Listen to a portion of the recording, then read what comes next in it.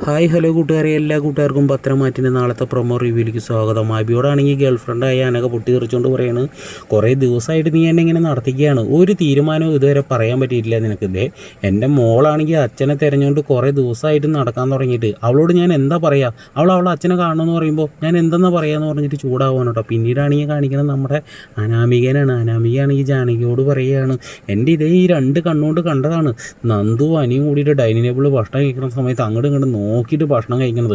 എൻ്റെ കഷ്ടകാലത്തിന് അവർക്ക് ഞാൻ ഭക്ഷണവും വിളമ്പി കൊടുക്കേണ്ട വന്നൂല്ലോ എന്ന് പറയുമ്പോൾ ജാനകി പറയണം, മോൾ എന്തിനാണ് അവർക്കൊക്കെ ഭക്ഷണം വിളമ്പി കൊടുക്കാൻ വേണ്ടി പോണത്, മോൾക്ക് അങ്ങോട്ട് മാറിപ്പോയായിരുന്നില്ലോ ചോദിക്കുന്നു.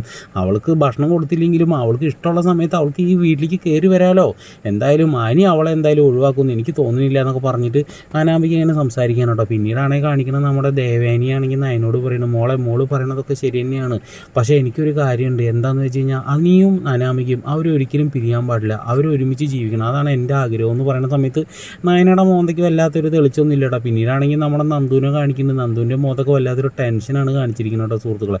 അപ്പോൾ ഒന്ന് ലൈക്ക് അടിച്ചിട്ട് നമ്മുടെ ചാനൽ സബ്സ്ക്രൈബ് ചെയ്തൊന്ന് സപ്പോർട്ട് ചെയ്യണം കേട്ടോ. അല്പം വൈകിപ്പോയി, എല്ലാവരും ക്ഷമിക്കുക.